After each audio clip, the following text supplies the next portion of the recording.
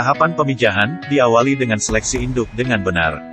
Seleksi induk dilakukan 1 hari sebelum pemijahan. Beberapa alat yang digunakan dalam seleksi induk, yaitu, yang pertama adalah kain.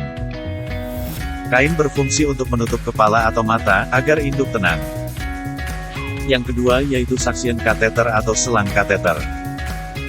Selang ini berguna untuk mengambil contoh telur dari induk betina. Kemudian yaitu, nampan atau bisa diganti dengan alas lainnya. Ini berfungsi untuk menempatkan induk ikan agar induk tenang ketika diseleksi. Dalam menseleksi induk yang baik, ada beberapa cara yang bisa dilakukan. Yang pertama yaitu, seleksi dengan cara pengamatan atau secara visual. Seleksi dengan cara pengamatan, dilihat dari ciri-ciri kematangan gonatnya. Sedangkan cara yang kedua yaitu dengan cara mengambil gonat dari induk betina untuk memastikan tingkat kematangan sel telurnya. Induk ikan lele yang berkualitas, dapat ditentukan melalui ciri fisik dan faktor genetik. Induk yang bagus, memiliki struktur organ yang lengkap dan proporsional sesuai dengan umur ikan.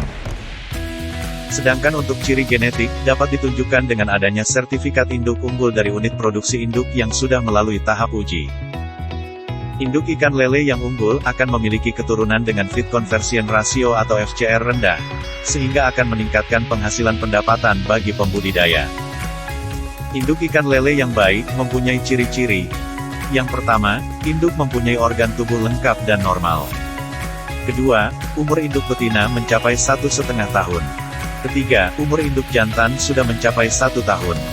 Keempat, bobot induk minimal 1 kg. Kelima, induk betina mempunyai tubuh gemuk dan tidak berlemak.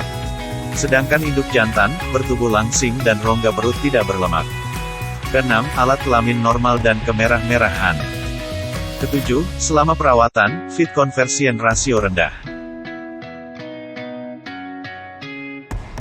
Secara pengamatan, ikan lele jantan ditunjukkan dengan ciri-ciri, kepala ikan terlihat besar dibanding dengan ikan lele betina. Tubuh ikan lele jantan, terlihat lebih ramping dibanding dengan ikan lele betina. Kemudian, apabila dilihat dari sirip dada, ikan lele betina tampak lebih kecil atau ramping dibanding ikan lele jantan. Bentuk kelamin ikan lele jantan, tampak meruncing, atau lebih mirip dengan kerucut. Alat kelamin jantan disebut dengan papila.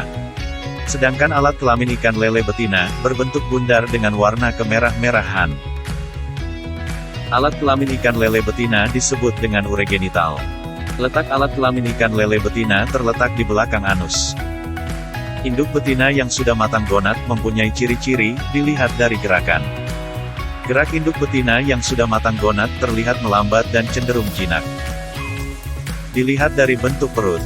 Perut induk betina yang sudah matang gonat mempunyai bentuk perut yang buncit.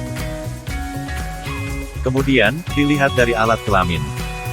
Alat kelamin induk betina yang sudah matang gonat berwarna merah. Untuk mengidentifikasi induk betina matang gonat dapat dilakukan dengan cara mengambil sel telur dari induk betina. Untuk melakukannya, terlebih dahulu tutup kepala ikan dengan kain. Kemudian, gunakan selang kateter dengan cara memasukkan ujung selang kateter ke alat kelamin induk betina sedalam 2 cm atau 3 cm. Kemudian, hisap secara perlahan melalui ujung lain dari selang kateter. Setelah telur ikan terlihat masuk melalui selang, cabut selang tersebut. Kemudian, letakkan ujung selang kateter pada pergelangan tangan. Keluarkan telur ikan perlahan dengan cara meniup ujung selang.